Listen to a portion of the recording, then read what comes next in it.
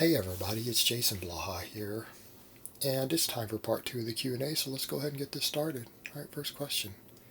Being in the fitness world quite a few years, what would be the 3 things you would advise someone that is knowledgeable, has a background as a strength athlete, and wants to start a career in the fitness world, sharing his journey and experience with the world, guiding, and in a sense giving back to the strength fitness world while also making a living? Couple things actually. I'm going to say number 1, straight up front, you need to be true to your values. Don't sell something that you don't believe in. That's the quick way to make money. And look, believe me, there have been times when I wish I would have gone more of the scammy route, like 90% of this industry does, to sell supplements and garbage like that, garbage products, right? Because there's big money in it. But if you really want to give back and help, you don't want to go down that route. So that's going to be number 1. You've got to establish what your values are and stay true to them. And I've tried to do that in more recent years. I've tried to really decide what my own values are as a person, evolve as a person, and then push that in the way I do my online business. But that's the nature of it. That's what I've tried to do in more recent years, and I've worked hard at that. You've got to be true to your values. Number 2, you need to have multiple income streams. For a long time, I ran basically just minor affiliate stuff here and there, along with YouTube as my big one. But you're going to find a point sometimes where the market's going to fluctuate. Like my YouTube market and ad market fluctuates a lot. Now, I'm blessed in the way that I do my channel, that my channel actually makes a very unusually high amount of money relative to both my subscribers and my views. To the point to where even my Google rep had said, yeah, it was way above average. I'm easily in the top 10% there, but it's the way that I've built my channel to do that. But it still fluctuates a lot. It's not dependable, meaning in any given month, I don't know if I'm going to make double the money or half the money, right? In other words, the same amount of views might earn X thousands of dollars one month and double that amount the next, with me having no control over it. Okay, so if you're going to make a living, you don't want to put all your eggs in one basket. Because especially anything that's going to be ad-based or affiliate-based or anything else, you're going to run into major fluctuations. You're not going to be able to write a budget or anything based on that. So you need to have multiple income streams. So you definitely need to have some sort of coaching or some sort of training business, whether it's just selling programs. That is not coaching, by the way. Writing a program for someone is not being a coach or a trainer. I want to make that clear. That's just selling programs, and that's fine.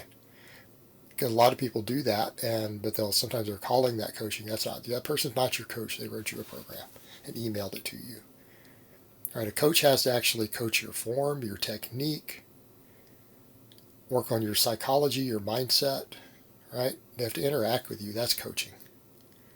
So you need to have a hybrid business. You need to run a couple different things. Obviously, you're going to have a social media presence. I'm going to say you need to video your lifting. Whether you choose to do that through YouTube, which I think is a fantastic platform because it's easily monetized, or through Instagram or whatever, document your lifting, document your training, so that people can see what you do. Because a lot of people talk the talk, but they aren't strong. They don't train. They just use some gear and fluff and pump, and they look a certain way, but they can't really perform. Show your performance. Show what you do. Show that you know how to program.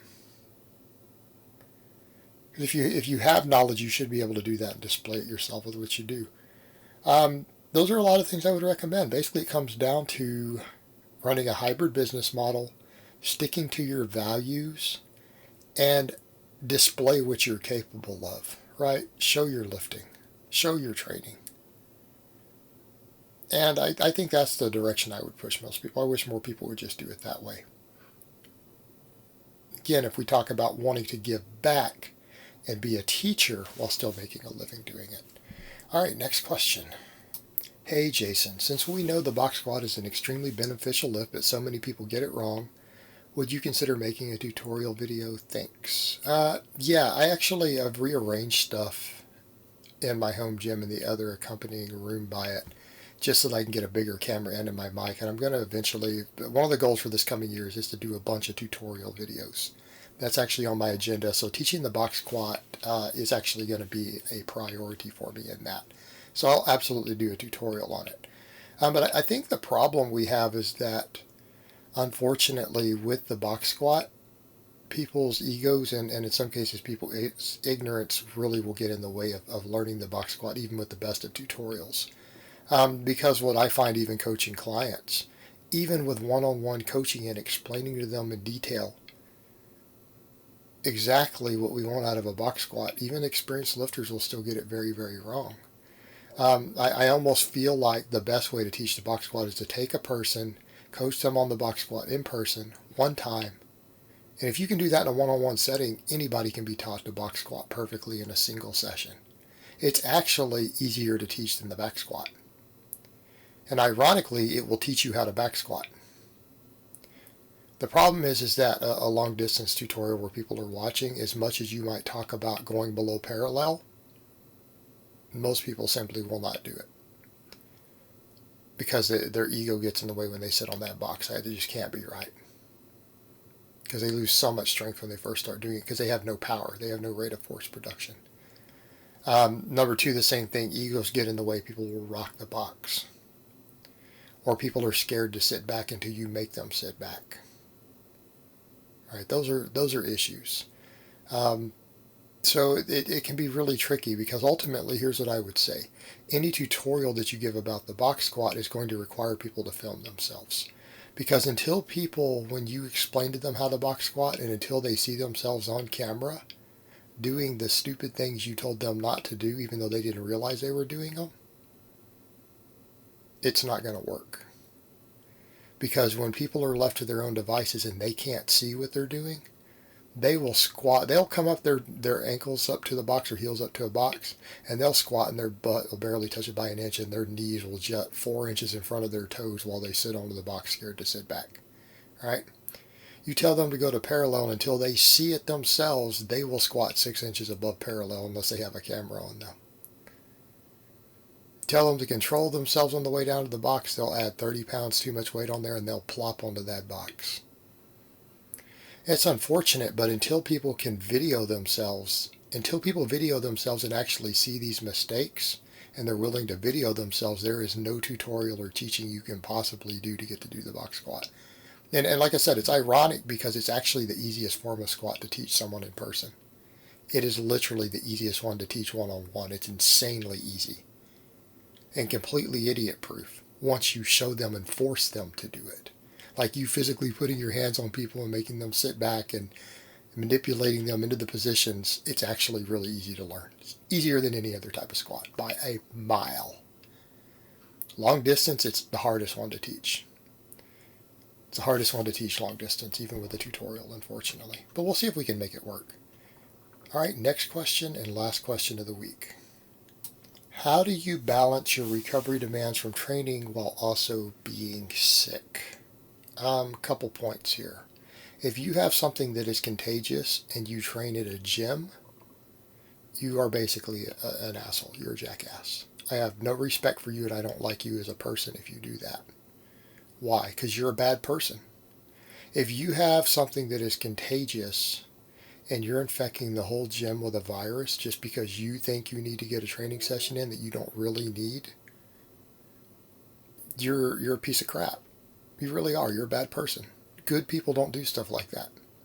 So, I want to make that clear. If you've got a respiratory infection or the flu and you go to a public gym, and you shouldn't be asking this question, I get makes you kind of a terrible person. Because you're infecting a whole gym with your virus when you should have stayed home. Now let's come to the other point. Let's define being sick. How do we balance recovery with being sick? Because I train at home, so it's a non-issue for me. If I have a cold or I'm feeling a little run down, you balance the demands by sleeping more. In other words, I'll come in and train with a cold. I'll train with a mild fever. But I might take some Robitussin and I might sleep for 12 hours that night. Okay, there's how you balance the demands. Hydration and sleep. Sleep more. Now, what if you have something more serious? What if you have something that is going to impair performance? Let's talk about the flu, right? There's a big one. How do you balance recovery demands while being sick? If you have something like the flu, you need to get your butt in bed. You don't need to be training at all. Why? Because you're going to have suboptimal performance. You're not going to stimulate any growth, and any growth that your body could have stimulated is resources that could have been used towards fighting off the virus.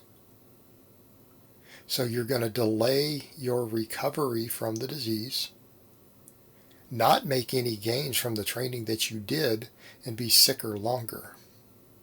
The net result will be less progress. So you don't balance the demands. You put 100% of your resources into recovering from the illness and staying hydrated, salt and water and hydration, because the dehydration aspect is a big part of the performance loss when you come back. And you come in and train again when you're better. That's how you balance it. So we have to define level of sick. Are you so sick that your 600-pound deadlift turns into a 500-pound deadlift? Well, you don't need to be training at that point. You don't need to be training at that point at all, that level of sick. If the sickness impedes performance or your top end sets or your volume in any way, you're too sick to train. You need to be in bed. You have something contagious, do not go to a gym. Don't be that person. Otherwise, carry on as normal and get a little extra sleep if you're tired from being slightly ill. Let's get some extra sleep. All right, guys, well, that's really all I have to say on that today. I hope it's been informative, and I will talk to you guys next time.